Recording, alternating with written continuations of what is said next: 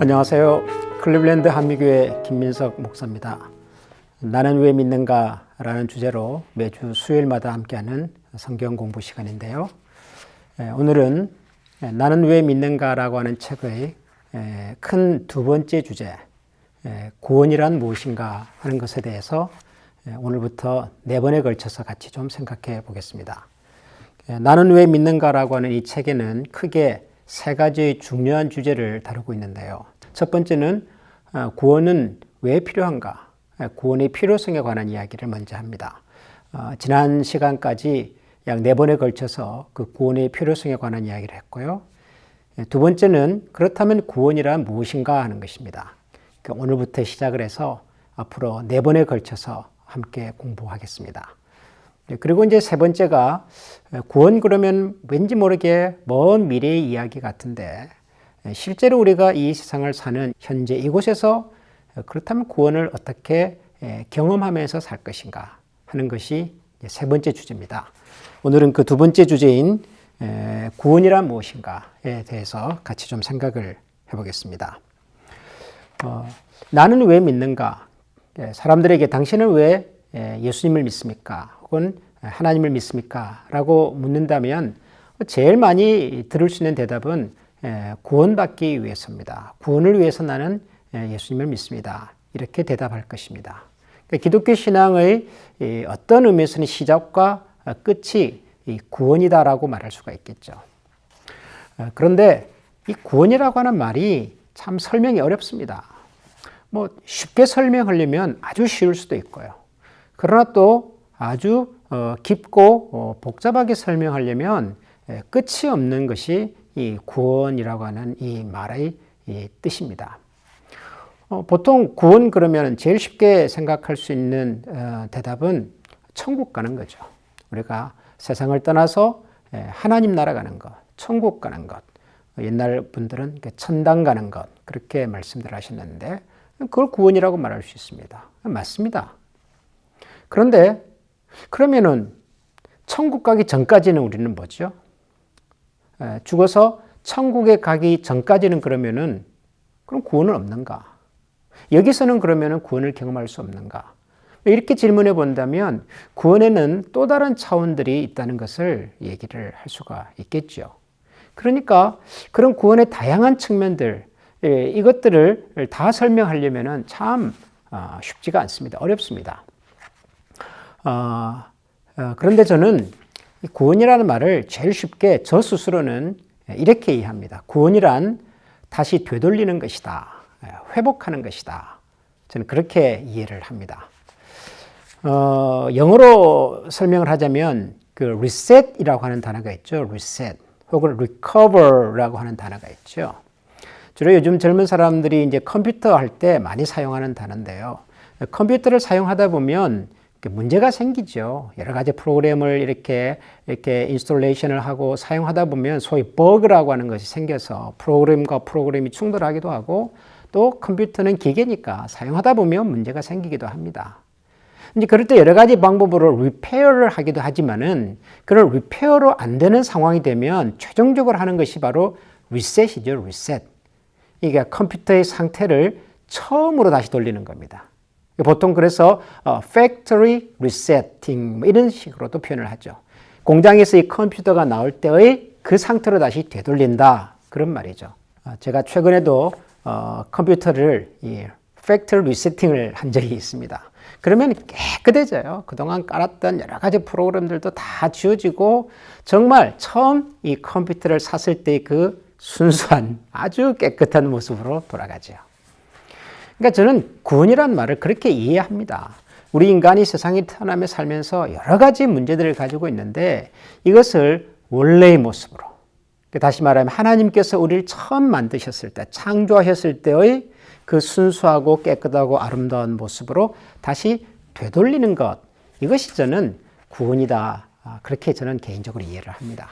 그러려면 우리가 다시 돌아가기 위한 이유가 있어야 될 거 아닙니까? 다시 말해서 컴퓨터를 사용하는 사람이 팩토리 리세팅을 하려고 하는 이유가 있어야 하지 않습니까? 이유가 뭐죠?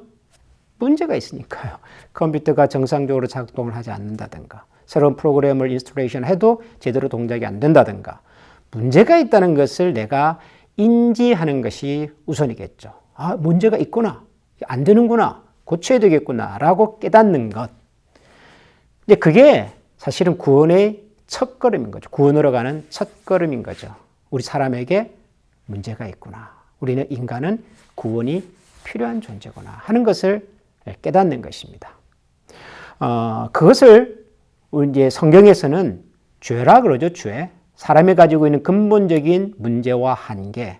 그게 죄란 말이죠. 죄. 이제 그거를 설명하는 겁니다. 오늘은. 그래서 오늘 강의의 제목이 내게는 소망이 없다. 문제의 본질. 우리 인간에게는 소망이 있는가? 소망이 없다라고 성경은 말한다는 거죠. 왜 소망이 없는가? 우리 생각에는 이 정도 살면은 괜찮을 것 같은데, 뭐 이 정도 수준으로 살면 얼마든지 우리가 행복하게 잘 살 수 있을 것 같은데, 왜 성경은 우리 인간에게는 소망이 없다고 말하는가? 이제 그 얘기를 오늘 잠깐 해보려고 합니다. 사실 우리 인류는 이때까지 살아오면서 언제나 우리가 원하는 것을, 우리가 소망하는 것을 다 이룰 수 있을 것이라고 하는 그런 희망을 가지고 살았습니다. 처음에 인류가 이 세상에 태어나서 지금까지 걸으면서 모든 것들이 발전되어 왔고 이전보다는 지금이, 지금보다는 미래가 또 더 좋은 세상이 될 수 있을 거라고 믿었고 또 실제로 그렇게 만들어 오기도 했지요. 그래서 항상 미래에 대한 낙관적인 생각을 가지고 살아왔습니다. 그런데 이런 인류가 우리 인간에게는 심각한 문제가 있구나 하는 것을 처음으로 깨닫게 되는 것이 뭐 이게 처음이다라고 말하기는 어렵습니다만은 세계 역사 속에서 많은 나라, 많은 사람들이 우리 인류가 심각한 문제를 가지고 있구나라고 하는 것을 아주 피부로 느끼게 된 사건이 있습니다. 그게 바로 이제 20세기 초에 일어났던 두 번의 세계 대전이지요. 1차 세계대전, 2차 세계대전. 그 이전까지만 해도 인류는 18세기, 19세기의 지구촌에 살던 사람들은 미래에 대한 희망적인 생각을 가지고 있었습니다. 그래서 그 당시의 그 철학 사주를 우리가 계몽주의 그러잖아요. Enlightenment. 그러니까 사람을 잘 가르치고 훈련하면 훨씬 좋아질 수 있다. 잘 살 수 있다. 우리는 미래의 그런 유토피아를 건설할 수 있을 거다. 모든 분야에서 그런 생각들이 지배적이었습니다. 그러다가 1차, 2차 두 번의 큰 전쟁을 겪으면서 우리 인간에게는 우리가 컨트롤할 수 없는 엄청난 문제가 있구나. 어둠이 있구나. 증오가 있구나 하는 것을 깨닫게 됩니다. 그러면서 인간에 대한 낙관적인 생각들이 조금씩 이제 좀 수정이 되기 시작하죠. 이제 그러고 난 다음에 오늘 2021년까지 우리는 또 큰 문제 없이 살았습니다. 반세기가 넘게 인류는 큰 전쟁을 거치지 않았고 물론 국지적인 전쟁들은 있었지요. 뭐 걸프전도 있었고 아프가니스탄에서도 전쟁이 있고 뭐 이런 전쟁들이 있었으나 전체 지구촌에 사는 모든 사람들이 위기라고 느낄 만큼의 큰 전쟁은 없었단 말이죠. 인류는 미래가 아주 행복하게 잘 살 수 있을 거라는 생각이 정말 고조되어 왔습니다. 적어도 아마 제 생각에는 2020년 전까지는 그랬던 것 같아요. 2020년은 무슨 해죠? 코로나 바이러스, COVID-19이라고 하는 전 세계적인 전염병이 이 지구촌에 엄습해 온 시간입니다. 물론 그 이전에도 여러 가지 조짐들이 좀 있기는 했습니다. 소위 세계화라고 하는 단어들이 많이 사용됐지 않습니까? 온 세계가 하나다. 글로벌라이제이션 뭐 그런 말도 쓰고요. 전 세계가 하루 만에 다 이렇게 움직일 수 있는 이동거리가 되고 말이죠. 유럽의 여러 나라들이 유럽연합이라고 하는 하나의 공동체로 묶여서 이제는 국경이 사라지고 뭐 돈도 이제 마음대로 다른 나라에 가서 쓸 수 있고 아주 좀 좋은 세상이 될 것 같았습니다. 뭐 주가가 오르고 말이죠. 뭐 인간의 그 DNA라고 하는 인간의 생명의 근본 암호를 해독하는 그런 기술이 만들어지고 또 사람들이 만든 우주선 로켓이 저 뭐 화성까지 이제 도착을 하고 사람이 조작하지 않아도 돌아다니는 무인 자동차가 또 만들어지고 이런 여러 가지 것들이 이제는 세상이 정말 말 그대로 낙원이 될 것 같다는 생각이 왔었습니다. 그런데 2020년을 접어들면서 그런 기대가 완전히 사라졌죠. 뭐 이유가 어디에 있었느냐 그런 걸 따지는 것이 아니라 우리가 온 세계가 하나의 지구촌 세계화라고 하는 그런 생각들이 얼마나 어떻게 보면 좀 순수하고 단순하고 나이브한 생각인가 하는 것을 알게 되었습니다. 오히려 너무 많이 연결되어 있고 너무 가까워서 문제가 더 깊어지고 또 문제가 더 심각해지는 것을 경험했죠. 이제 그러면서 이제 모든 나라들이 자기 나라의 이익만을 먼저 생각하게 되었습니다. 소위 국가 이기주의라고 하는 것이 팽배하게 나타났습니다. 물론 그전에도 나타나긴 했었죠. 뭐 우리가 살고 있는 미국이 대표적인 나라 아닙니까? Make America Great Again. 45대 대통령이셨던 그분이 슬로건으로 내놓으셨던. 근데 많은 사람들이 그 슬로건에 공감을 했단 말이죠. 그러니까 우리나라, 내 가족, 내 식구, 내 친구만 잘 살아도 된다는 생각이 강하게 뿌리게 되었습니다. 미국만 그런 것이 아니라 뭐 영국도 마찬가지. 유럽연합에 있다가 여러 가지 이유 때문에 우리는 더 이상 유럽연합에 있지 않겠다. 뛰쳐나가고요. 세계 모든 나라들이 이제는 자기 살 길만을 찾아갑니다. 국가가 그렇다면 개인은 안 그랬을까요? 개인도 마찬가지죠. 개인도 극단적인 개인주의에 깊이 빠져서 우리 주변, 우리 사회, 우리 공동체가 어떻게 되는가 보다도 내가 어떻게 사는가, 내게 어떤 이해관계가 있는가 하는 것이 훨씬 중요한 세상이 되어버렸습니다. 그 결과는 어떻게 될까요? 정글이 되는 거죠, 정글이. 힘이 있는 사람, 돈이 많은 사람은 생존할 거고 그렇지 못한 사람들은 다 사라지거나 패배하거나 없어지게 되겠죠. 지금 우리가 살고 있는 세상이 눈에는 보이지 않지만 그런 방향으로 심각하게 그리고 아주 빨리 진행되고 있습니다. 이런 세상에서 우리 인간에게 희망이 있다? 그렇게 말하기가 참 쉽지가 않습니다. 이게 이제 죄죠, 죄. 우리 인간이 가진 근본적인 한계와 문제입니다. 그런데 이 죄라고 하는 말을 이렇게 우리가 제대로 이해하려면 세 가지 차원에서 좀 들여다볼 필요가 있습니다. 죄. 첫 번째 차원은 행위, 행실, 행동으로 나타나는 죄죠. 죄의 결과라고 말할 수 있습니다. 잘못된 행실, 그걸 죄라고 말할 수 있습니다. 뭐 사람을 죽입니다. 도둑질을 합니다. 속입니다. 뭐 이런 것들, 행위죠, 행위. 두 번째는 그런 행위가 나타나게 만든 내면에 있는 본성이 두 번째 차원이죠. 죄의 본성이라고 하는 것입니다. 인간이 가지고 있는 본성이 죄를 짓는 쪽으로 많이 발전되어 있다고 하는 것이죠. 죄성이라는 말로도 표현할 수가 있겠습니다. 이게 두 번째 단계라면 세 번째는 더 뿌리, 더 근본으로 내려가는 것입니다. 그것은 우리 인간이 창조주와의 관계가 끊어졌다고 하는 것입니다. 단절. 이것이 죄의 가장 깊은 심층에서 죄라고 하는 문제를 들여다보는 그런 렌즈라고 할 수가 있겠습니다. 이것을 김영국 목사님께서는 나무에다가 비유를 하셨는데요. 시들어 있는 나무를 한번 생각을 해보자는 거죠. 나뭇잎이 시들어 있습니다. 꽃이 시들어서 떨어집니다. 병이 들어 있습니다. 문제가 생긴 거죠. 겉으로 드러나는 현상입니다. 죄의 행실, 죄의 결과죠. 왜 나무의 잎이 떨어집니까? 마릅니까? 꽃이 피지 못하고 떨어질까요? 그것은 이 나무 줄기 자체가 건강하지 못해서 물과 양분을 충분히 잎과 꽃에 전달을 못 해주니까 잎이 시들고 꽃이 떨어지는 거겠죠. 나무가 병들어 있는 거죠. 이게 이제 인간이 가지고 있는 본성으로서의 죄성을 말한다. 그럼 왜 나무는 그렇게 건강하지 못한가? 결국은 뿌리로 내려가야 되는 거죠. 어딘가에 뿌리에 이상이 있는 거죠. 뿌리로부터 수분과 양분을 충분히 빨아들여서 잎과 꽃에 공급을 해줘야 되는데 뿌리가 끊어졌다든지 병이 들었다든지 뭐 이런 것이죠. 제가 살고 있는 이 클리블랜드 지역에 최근에 큰 바람이 불어서 공원에 있는 나무들이 많이 넘어졌습니다. 제가 자주 산책하는 그 공원에도 넘어져 있는 나무들을 꽤 볼 수가 있는데요. 여러분, 쓰러진 나무를 가만 보시면은 살아있는 것 같아요. 비록 막 밑둥이 드러나고 뿌리가 다 이렇게 뽑혀 있는 것 같은데도 불구하고 살아있는 것 같습니다. 색도 괜찮고요. 잎도 여전히 붙어 있고요. 그런데 시간이 지나면 결국은 그 잎도 떨어지고 나무는 이제 죽어가지요. 현상적으로 살아있다고 해서 살아있는 나무는 아니죠. 어느 정도는 살아있는 것처럼 보이지만 결국은 메말라서 병들어 썩게 될 것입니다. 뿌리가 뽑혀 있으니까. 그러니까 우리 인간이 가지고 있는 죄성이라고 하는 것이 그런 것입니다. 겉으로는 괜찮아 보이지만 우리 속에 죄성이 있고, 그리고 그 죄성이라고 하는 것은 하나님으로부터 끊어진 관계 속에서 살기 때문에 필연적으로 나타나는 것이다 라는 것이죠.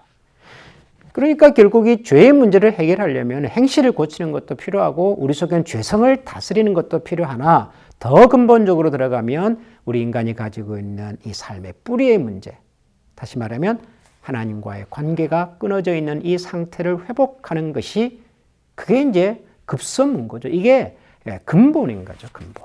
근데 문제는 뭘까요? 그 근본적인 문제를 해결할 수 있는 능력이 우리 인간에게 없다는 거죠. 없다. 우리 스스로 그 문제를 해결할 수 있는 능력이 없다는 거죠. 마치 홍수가 나서 이렇게 물에 갇혀있는 어떤 섬처럼 되어버린 마을이 있을 때, 그 섬에 갇혀있는 사람들을 구조하기 위해서는 외부에서 들어가야 되죠. 뭐 헬리콥터를 타고 가든지 배를 타고 가든지, 뭐 911 대원들이 뭐 밧줄을 타고 가든지 외부에서 들어가야만 그들을 건져낼 수 있듯이, 우리 사람이 가지고 있는 문제 해결도 우리 스스로는 해결이 어렵다는 거죠. 해결하려고 애를 쓴 사람들이 없었냐? 있었어요. 많은 사람들이 있었습니다. 뭐 대표적으로 우리가 세계의 대표적인 종교라고 말하는 여러 종교들이 다 그런 시도와 노력들을 한 분들이죠. 뭐 유교, 불교, 이슬람교, 혹은 뭐 여러 이렇게 재래 종교, 이런 종교들도 나름대로 인간의 문제를 해결하기 위해서 대책을 제안하고, 그리고 그것으로 사람들을 설득하고는 했었습니다. 뭐 불교 같은 경우는 뭐 제가 불교를 잘 모릅니다만은, 불교에 가장 중요하게 가르치는 것이 깨달음을 통해서 해탈의 경지에 이르는 것 아니겠습니까? 더 이상의 번뇌나 아픔이 없는 그런 세계로 이렇게 뭐라 그럴까, 에스컬레이트 된다 그럴까요? 이렇게 승격이 되는 거죠. 깨달음을 통해서. 뭐 유교 같은 경우는 뭐 유교는 뭐 내세를 믿냐 안 믿냐에 대한 논란이 있기는 있습니다만은, 뭐 그걸 다 차지해 두고 유교의 가르침은 인간이라고 하는 것은 기본적으로 지켜야 할 도리라고 하는 것이 있는 건데, 개인과 개인 사이의 도리가 있고 나라와 나라 사이의 도리가 있고 높은 사람과 낮은 사람 사이의 도리가 있는데, 그 도리를 잘 지킴으로써 우리가 생각하는 좋은 세상, 행복한 세상을 만들 수 있다는 거죠. 기본적으로 예라고 하는 그런 말을 쓰는 거죠. 그러니까 나름대로 있어요. 뭐 무슬림 같으면은 코란의 가르침을 잘 지켜서 뭐 반드시 세계 모든 무슬림들이 지켜야 할 뭐 7가지인가 뭐 그런 게 있잖아요. 뭐 1년에 한 번 뭐 메카를 방문하고 하루에 3번씩 기도를 해야 하고 뭐 구제를 해야 하고 뭐 여러 가지들이 있지 않습니까? 그렇게 함으로써 알라가 원하는 그런 세상을 만들 수 있다. 다 그런 거죠. 있습니다. 나름대로. 기독교도 있죠. 주 예수를 믿으라. 그리하면 너와 내 집이 구원을 얻으리라.